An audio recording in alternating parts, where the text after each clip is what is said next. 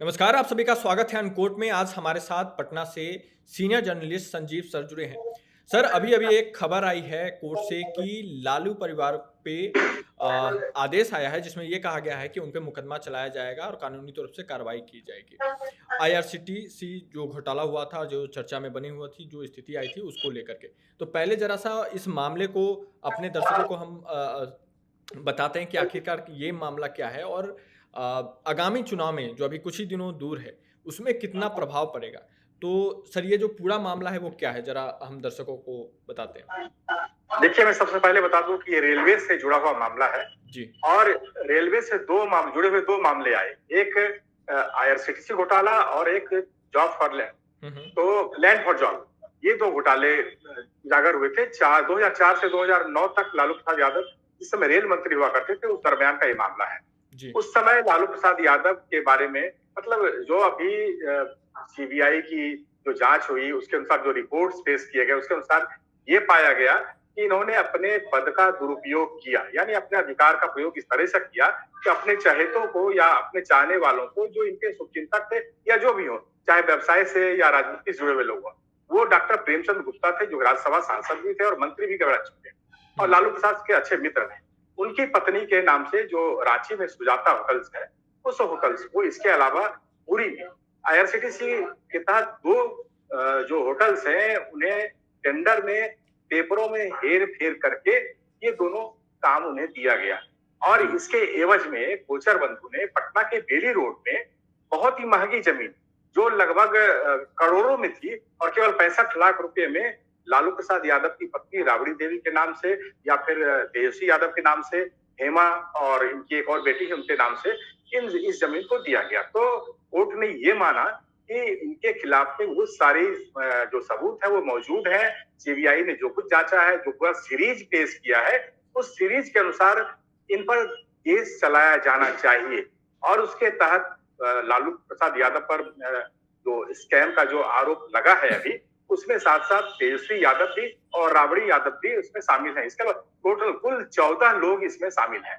इन जी। 14 में 4 ऐसे लोग हैं जो आईआरसीटीसी के अधिकारी भी रह चुके हैं। हुँ। उन पर भी ये मामला चल रहा है। इसके अलावा कुछ और लोग हैं जो इसमें शामिल हैं। तो जी। फिलहाल राउस एवेन्यू कोर्ट ने जो एक फैसला नहीं कहिए इसे, जो बताया आरोपी तय किया है इन लोगों को, हुँ। उसका अब आगे उस पर ट्रायल चलेगा, इन्हें हुँ। ट्रायल फेस करना पड़ेगा। इससे सर कोर्ट ने इनसे पूछा जी। जी, जी। कोर्ट ने इनसे पूछा कि आप इसे स्वीकार करते हैं? तो लालू प्रसाद यादव ने नहीं स्वीकार किया। इस पर कोर्ट ने कहा तब इस पर ट्रायल चलेगा और आप ट्रायल फेस करना होगा। ठीक है। इस पे सर इस पूरे मामले को लेकर के देखें तो आज का मामला है नहीं, बड़े लंबे समय से ये चला आ रहा है। अभी इसके टाइमिंग को लेकर के बहुत लोग सवाल कर रहे हैं कि ये टाइमिंग जब चुनाव आता है तो लालू परिवार को घेरने के लिए राजनीतिक रूप से और बिहार के लोगों को ये बताने के लिए कि भैया इन्होंने अपने जंगल राज का ये रूप था, ये चीज़ था, वो अवेयर कराने के लिए इस समय का चूज़ किया गया है। इस पे आप टाइमिंग को लेकर के आप क्या कहेंगे? देखिए वाजिब है, आरोप तो लगेगा और चूंकि जो मुख्य विपक्षी दल है आरजेडी बिहार में, क्योंकि बिहार में चुनाव है, इसके साथ साथ कांग्रेस या महागठबंधन के जितने मेंबर्स हैं, यानी जितने इनके पार्टनर्स हैं, उन सभी का ये कहना है। हालांकि इस तरह के मामले को कांग्रेस ने ही उजागर भी किया था, हाईलाइट भी बहुत ज्यादा किया था, लेकिन अब चूंकि उनके साथ है, तब वो ये कह रहे हैं, आरोप लगा रहे हैं कांग्रेस वाले भी और आरजेडी के लोग भी कह रहे हैं कि ये मौका जो केंद्रीय मंत्री हैं या फिर कह लीजिए प्रधानमंत्री की बात आवे, डायरेक्ट उन्हीं पर आरोप लगता है कि अभी बीजेपी ये चाहती है किसी तरह से तेजस्वी यादव को इस चुनाव में, आने वाले चुनाव में डिस्टर्ब किया जाए और उसी के लिहाज से कोर्ट को, यानी सीधे तौर पर कोर्ट को तो आप दोष नहीं दे सकते हैं, लेकिन कोर्ट को इस तरीके से मैनेज किया गया है कि वो इस समय में हुँ, इस हुँ। तरह के फैसले को या इस तरह के फाइंडिंग्स को पेश कर रही है। बिहार विधानसभा में अब लगभग 25 दिन, जो 26 दिन के आसपास बच रहा है। फर्स्ट फेज का इलेक्शन 6 को है, दूसरा फेज का इलेक्शन आपको 11 को है। अभी जिस तरह के डिसीजन आए और जिस तरह का माहौल फिलहाल बिहार की राजनीति में है, आप इसको कैसे देखते हैं कि क्या ये सिंपैथी में कहीं गेन हो जाए कि जिस तरह का माहौल पहले से देश में चलाया जा रहा है कि ईडी हो, अलग-अलग जितने भी संस्थान हो, उस पे बीजेपी कब्जा करके बैठ गई है, अपने फ़ेवर में डिसीजंस लेती है। बहुत सारी अभी आपने जैसा कि देखा ईसीआई को लेकर के बिहार में किस तरह से यात्रा चलाई गई और वो किया गया। आपको लगता है कि इससे सिंपैथी में वो कन्वर्ट होगा कि भैया देखो चुनाव आया तो ये फंसाने की कोशिश कर रहे हैं, या फिर ये इनके फेवर में ना जाने के बजाय अगेंस्ट चले जाए कि देखो ये तो कन्विक्ट हो चुके हैं अब तो? देखिए, सबसे बड़ी बात ये है कि जो ये मामला है कोई अभी ताजा मामला है नहीं। जी। ये उस समय का मामला है जिस समय बीजेपी सरकार में भी नहीं। तो पहली बात तो जनता ये मान के चल रही है, या कह लीजिए आम वोटर की बात हम करें, जो वोट करेंगे वही जनता है भी। दूसरे लोगों की बात हम नहीं कर सकते हैं, लेकिन जिनको वोट करना है वो ये जरूर मान के चल रहे हैं। और एक महत्वपूर्ण चीज इसमें ये देखा जाए कि जब जब इस तरह के मामले आए हैं, लालू प्रसाद यादव से जुड़ा हुआ या कांग्रेस से जुड़ा हुआ, किसी और से जुड़ा हुआ, चाहे वो दिल्ली की बात हम करते हैं, सोनिया, राहुल और इन सब की बात करते हैं, जितने भी सारे मामले आते हैं उस पर ये विपक्षी दल खड़े होते हैं, उठ खड़े होते हैं, बोलते हैं कि हमें ये फंसाया जा रहा है या ये केंद्रीय एजेंसियों को ये मिसयूज कर रहे हैं। लेकिन जनता की बात अगर हम करें, जनता इतने गहरे तक नहीं सोचती। जनता ये देख रही है किसने किया क्या था। उस समय जो मामला उजागर हुआ था, खास करके अब जब 10 नवंबर को फिर एक कोर्ट में मामला है जिस पर कि फैसला सुनाया जाएगा, उसको लेकर भी लोग काफी सचेत हैं कि आखिरकार लालू प्रसाद यादव ने इतनी अकूत संपत्ति कैसे बना ली, क्योंकि लोग पब्लिक डोमेन में है, इनके पास बहुत सारी संपत्ति है, चाहे वो दिल्ली की प्रॉपर्टी हो, पटना की प्रॉपर्टी, सब कुछ हो। तो ये तो जरूर मैसेज गया है आम आदमी के बीच में कि देखिए इन्होंने अपने पद का दुरुपयोग किया या फिर राजनीति में अपना सब कुछ फायदा देखा, अपने समाज या अपनी जनता के लिए इन्होंने कुछ भी नहीं किया। लेकिन ये मैसेज तो जनता के बीच में गया है। एक चीज तो ये तो है ना कि ये पहली बार नहीं है। जैसे कि पिछले भी आप चुनाव के समय में देखेंगे तो ऐसे ही सुगबुगाहट हुई थी, फिर उससे पहले के देखें तो लालू जी को जेल भेजा गया, फिर उसके बाद वो बेल पे बाहर आ गए। ठीक है, तमाम एक के बाद एक जिस तरह से ये पूरा केस चलते आ रहा है, आपको नहीं लगता कि लोग भी इस चीज को ट्रस्ट लूज कर रहे हैं कि भैया जब ये गलत कर ही चुका है तो इतने समय खींच क्यों रहे हो उस चीज को, और अगर नहीं किया है तो फिर चुनाव के समय भी ये बंदा कोर्ट में ट्रायल देने क्यों जा रहा है, उससे पहले क्यों नहीं आपका जाता? देखिए, एक अहम बात यह है कि ये कोई पहला मामला नहीं है और अंतिम मामला है जी। इसको पहले से बहुत सारे ऐसे मामले रहे जो काफी लंबे समय तक चलते रहे। तो लोग ये भी जानते हैं कि जो हमारे देश में जो न्याय प्रणाली है बहुत लंबे दौर तक खींचती है। बात चाहे राम मंदिर का मामला हो या फिर यहाँ चारा घोटाले का मामला हो या किसी भी मामले में, तो जनता इतना जान चुकी है कि कोर्ट में इस मामले में बहुत लंबा चलना पड़ता है, चाहे वजह जो भी। लेकिन अगर ये कहा जाए कि टाइमिंग को लेकर कि केंद्र ने या केंद्रीय सरकार ने एजेंसियों को मिसयूज किया, कोर्ट को मिसयूज किया, तो कोर्ट पर सीधा आरोप हम नहीं लगा सकते हैं, कोई नहीं लगा सकता है। अगर लगाता है तो फिर वो एक दूसरा मामला फिर बनता है। अच्छा, ऐसे में जनता को अधिकार है कहने का। आप इसको कैसे देखते हैं, फायदा होगा या नुकसान होगा आरजेडी? हमारे हिसाब से देखिए इसमें आरजेडी को बहुत नुकसान है, आरजेडी का महागठबंधन को भी नुकसान होगा इसमें, क्योंकि निश्चित तौर पर अब बिहार की जनता पहले वाली नहीं है कि लाठी उठाए, लाठी में तेल पिलाए और उसके पीछे बाकी चल पड़े। एक अब सोचते हैं जी अब लोग सोचते हैं कि आखिर धुआं अगर उठा है कहीं न कहीं आग जरूर है। ठीक है, एक चीज इसमें और एड ऑन मैं चाहता हूं कि हम इस पे भी चर्चा थोड़ा करें कि महागठबंधन में सीट बंटवारे को लेकर के शुरू से क्लैशेस चल रहे हैं और अभी तक कांग्रेस के तरफ से खुले तौर पे नहीं कहा गया है कि मुख्यमंत्री का चेहरा जो है तेजस्वी यादव होंगे।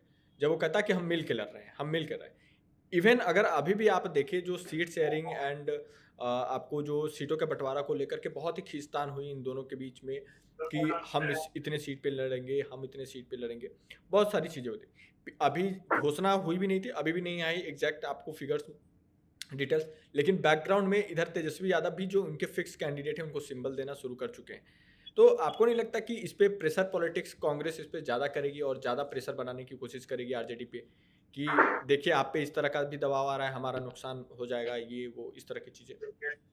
देखिए, कांग्रेस को अपनी जमीन फिर से यहाँ तलाशनी है, बनानी है, पहली बात तो ये जी। और महागठबंधन में बाकी जितने अलायंस के लोग हैं, चाहे वो वामपंथी हैं या फिर मुकेश सहनी हो या कोई और भी हो, इन सब के पास भी एक जो सीट का जो फार्मूला होता है तय करने का, वो पहले तय नहीं हो पा रहा। पहले यही तय हो जा रहा है कितने इसमें डिप्टी सीएम होंगे और कितने इसमें कह लीजिए एक तरह से अंदर खाने से मंत्री भी तय हो रहे हैं, क्योंकि अब आरजेडी और के नेतृत्व में महागठबंधन की सरकार बनेगी। लेकिन ना तो कांग्रेस ने स्वीकारा है ना लेफ्ट ने स्वीकारा है कि तेजस्वी यादव सीएम केस होंगे, क्योंकि लेफ्ट ने भी अपने सिंबल बांटने शुरू कर दिए हैं।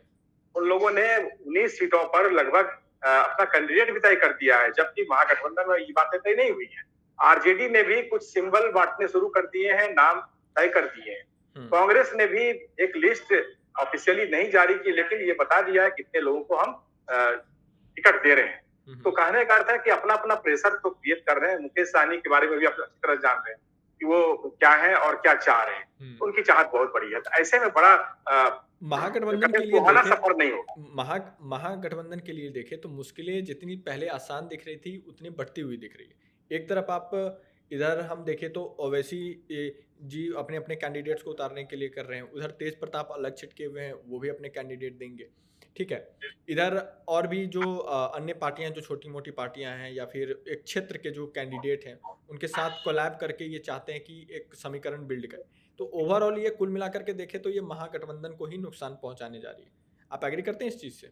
निश्चित तौर पर। और एक इम्पोर्टेंट बात इसमें ये भी है कि ओवैसी ने वैसी जगहों पर अपने कैंडिडेट दिए हैं, तय किए हैं। पिछली बार की अपेक्षा में पिछले चुनाव से इतर अलग हटकर और भी लंबे दूर तक घुसने की कोशिश की है, जहां की आरजेडी या कांग्रेस इनका आधार अच्छा रहा है। लेकिन आरजेडी और कांग्रेस का आधार में मुस्लिम का बहुत बड़ा योगदान होता है। और अगर ओवैसी वैसे जगह पर अपने कैंडिडेट को देते हैं या चुनाव में उतरते हैं, तो निश्चित तौर पर जो वोट कटेगा वो इस महागठबंधन का ही वोट कटेगा और वहां फायदा एनडीए को होना है। तो हम कह सकते हैं कि महागठबंधन का खेल बिगड़ा है, बहुत कठिन है डगर पनघट की उनके लिए।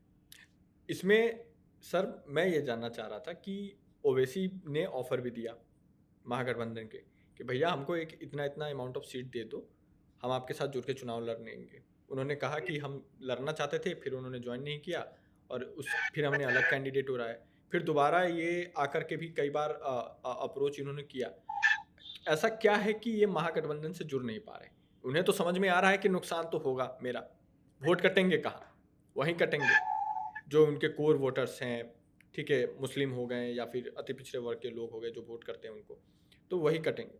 तो इतना जानकारी होने के बाद भी आपको क्यों लगता है कि किस वजह से, क्या वो ये सोच के चल रहे हैं कि इसकी जगह बन जाएगी इसलिए हम साथ में नहीं लड़ेंगे, इनको लड़ने दो अलग, और वो वो नुकसान झेलने के लिए तैयार हैं? देखिए, ओवैसी अगर महागठबंधन में शामिल होते तो उसे शामिल हो चाहे नहीं, ओवैसी को फायदा है। लेकिन ओवैसी अगर महागठबंधन में शामिल हो जाए तो आरजेडी को और कांग्रेस को नुकसान बहुत है। वो इसलिए नुकसान है कि सीमांचल के क्षेत्र में जितने विधानसभा हैं वहां आरजेडी या कांग्रेस अगर जीतती है तो केवल और केवल कांग्रेस के मुसलमानों के वोट, जो कि क्योंकि सीमांचल के कुछ एक विधानसभा में मेजोरिटी में मुस्लिम है, मुस्लिम वोटर्स हैं। और अगर वहां ओवैसी साथ हो लेंगे तो निश्चित तौर पर वहां की सीटें कुछ लेंगे वो, और उतनी सीटों पर ओवैसी जीतेंगे।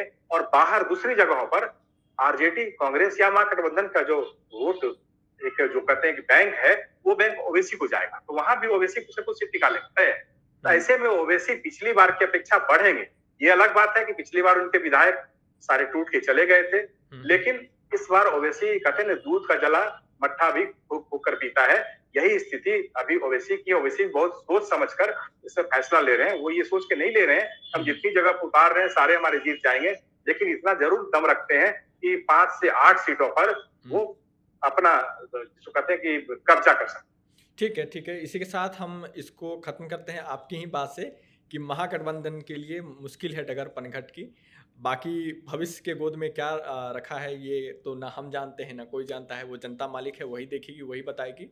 लेकिन ये ज़रूर हो गया है कि इस केस में जिस तरह से आज डिटेल्स आए हैं उसके बाद महागठबंधन के लिए मुश्किलें बढ़ गई हैं, और ये ज़रूर देखना होगा कि इसको आम जनता कैसे लेती है। बहुत बहुत धन्यवाद सर आपका हमारे साथ जुड़ने के लिए, इस पे अपनी राय रखने के लिए और हमारे लोगों को अवेयर करने के लिए। Thank you so much everyone. आप देख रहे थे अनकोट, मैं हूँ आनंद। जय हिंद।